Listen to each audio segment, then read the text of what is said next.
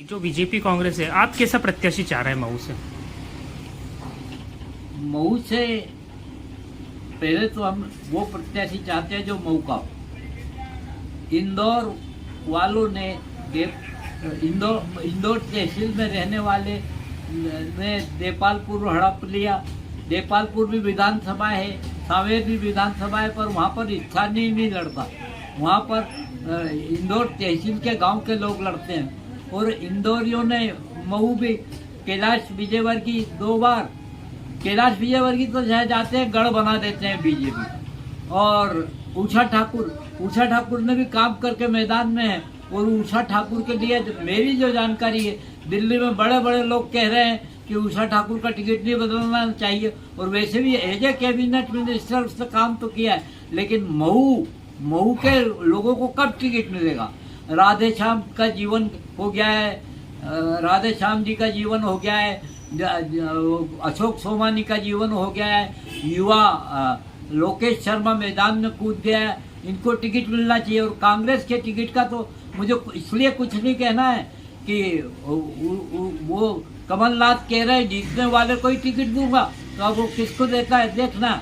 और सबसे पहली बात यह है कि आज़ादी के बाद पहली बार जब हम 78 साल में जा रहे हैं, अब बाजार से रौनक गायब है, चेहरों से रौनक गायब है, सब जगह दुख ही दुख है। और इस बीच हालत ये है कि जो केडर बेस्ड पार्टी है वो भी 39 और 57 घोषित कर चुकी है, अभी उसने भी बाकी नहीं किए हैं। और बीजेपी कांग्रेस तो समाप्त नहीं बन रही थी, उनने नवरात्र के दिन वो 144 की घोषित की, तो अभी तक घोषित नहीं की है।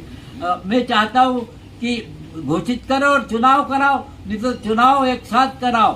और ईमानदारी से झूठे वादे मत करो, ईमानदारी से वादे निभाओ और सबके चेहरे पर रौनक लाओ। और रोज बड़े बड़े नेता बीच में दखल देते हैं कि उषा को ही देना, फिर दखल देते हैं कि जीराती को ही देना, फिर दखल देते हैं कि रामकिशोर आ गया है उससे बढ़िया कौन, फिर दखल देते हैं कि दरबार के सिवा कौन हरा सकता है उषा ठाकुर को। तो ये जो स्थिति है, इससे इनकी कार्यकर्ताओं की कोई गलती नहीं है, गलती है बीजेपी के बड़े नेताओं की, गलती है कांग्रेस के बड़े नेताओं की। और ये अगर आज शाम तक या कल तक अगर डिक्लेयर नहीं होता है तो मैं मोदी जी से प्रार्थना करूंगा कि वो मध्य प्रदेश के चुनाव स्थगित कर दे और लोकसभा के साथ ही 5 राज्यों के चुनाव करा दो ना। एक चुनाव एक देश आप चाहते हो तो वही करो भाई। ये सूची वाली जो बात है, हमेशा ये होता है कि भाजपा और कांग्रेस दोनों ही अपने समय पे या प्रथम सूचियों में नाम लोगों के नहीं आ पाते हैं, उम्मीदवारों के। इस बार मुख्य कारण यह है कि शुक्ला जी भी एक कैंडिडेट कांग्रेस के हो गए हैं। शुक्ला जी, अंतर सिंह दरबार, जो ये कैंडिडेट लोग हैं, इनमें भी आपस में काफ़ी विवाद हैं और विवादित लोग हैं। वहीं भाजपा ने स्थानीय आदमी को टिकट देने की बात करी है कि स्थानीय व्यक्ति होना चाहिए, जबकि भारतीय जनता पार्टी में बाहर के लोगों के ही ज़्यादा पावरफुल हैं और वही यहाँ से लड़ने का प्रयास कर रहे हैं। इस प्रकार अब देखना ये है कि स्थानीय नेताओं ने तो ये भी बोल रखा है कि भारतीय जनता पार्टी अगर स्थानीय लोगों को टिकट नहीं देगी तो हमारे इसमें से एक निर्दलीय लड़ाएंगे। तो कहाँ तक क्या होता है ये आगे देखना है। देखिए, प्रॉब्लम वही है कि पैराशूट से कौन आएगा उतर के। पैराशूट से पिछले 15 साल से तो बीजेपी उतार रही है। कांग्रेस में एक ही बार हुआ, अशोक पाटनी आए थे, हार गए थे बुरी तरह। कांग्रेस में स्थानीय अभी भी 3-4 प्रतिनिधि ऐसे हैं जो लगा रहे हैं अपनी ताकत, 3-4 नेता ऐसे हैं। बीजेपी में तो 1 दर्जन नेता है, लेकिन ज़मीन किसकी अच्छी है ये समझ में नहीं आता, क्योंकि सबकी ज़मीन बराबर की है। इसलिए वहाँ पैराशूट से उतरना तय लगता मुझे।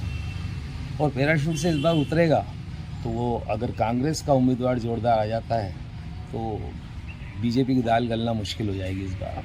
इसलिए दोनों दलों को यही माथापच्ची सता रही है कि कौन पहले घोषित करना है। अगर ये घोषित करते पैराशूट तो ये भी पैराशूट उतारेंगे, एक अगर स्थानीय करते तो वो भी स्थानीय उतारेंगे। इसलिए आखिरी समय में ही होगा जो भी कुछ होगा, जहाँ तक मैं समझता हूँ। महू विधानसभा शुरू से ही बड़ा चर्चित क्षेत्र रहा है और इस बार जो है बीजेपी कांग्रेस दोनों में जो है लोग स्थानीय उम्मीदवार को लेके ज़्यादा माहौल बना रहे हैं। वो लोग चाहते हैं महू की जनता ऊब चुकती है जब देखो जब बाहर का ही जो है व्यक्ति आता है और चुनाव जीत के चला जाता है और जो स्थानीय मुद्दे होते हैं वो छूट जाते हैं और जो काम करना चाहिए एक्चुअली वो काम जो है महू विधानसभा क्षेत्र का नहीं हो पाते हैं। अक्सर ग्रामीण क्षेत्रों में भी यही स्थिति रहती है। अब की बार जो है जैसे रामकृष्ण शुक्ला अगर भारतीय जनता पार्टी छोड़ के कांग्रेस में तो उनको जो है कांग्रेस सीट मतलब जो है इस बार टिकट देने की तैयारी में है, पर क्या होता है ये अभी अनिश्चितता बना हुआ है।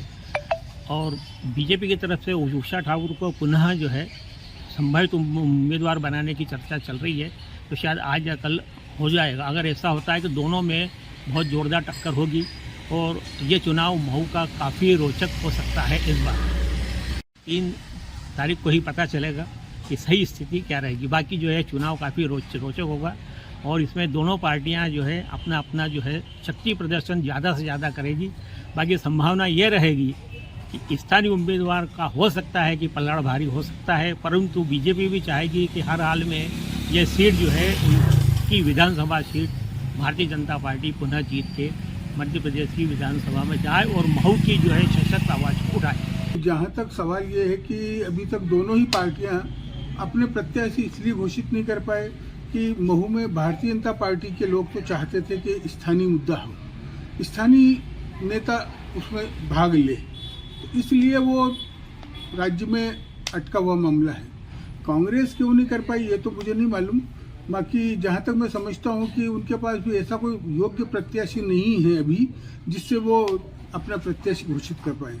और भारतीय जनता पार्टी भी जो लगभग एक आध दिन में उनका प्रत्याशी तय होना निश्चित है। किसी भी पार्टी का कोई स्थानीय प्रत्याशी है, विशेषकर भारतीय जनता पार्टी में स्थानीय प्रत्याशी की मांग ज़्यादा जोर से चल रही है, पर मेरा मानना यह है कि स्थायी जो प्रत्याशी घोषित करेंगे उसमें ये 5, 6, 7 लोग जो 8 लोग नाम हैं ये सब अपना एक मत हो जाके बोल दे कि भाई हम में से 5 में से 7 में से हमारा सबका एक दूसरे का समर्थन है और हमारी लॉटरी निकाल ली जाए, हम में से किसी एक को वोट चुनाव में प्रत्याशी बनाया जाए, तो मैं समझता हूँ कि निश्चित है ये हो सकता है स्थानीय मुद्दा।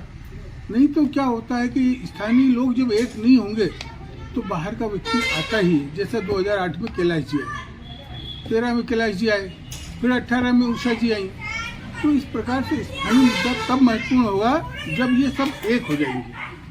अगर एक नहीं होंगे तो निश्चित है फिर वो जो पार्टी निश्चित करती है वो प्रत्याशी को कार्य करना पड़ता है उसके लिए।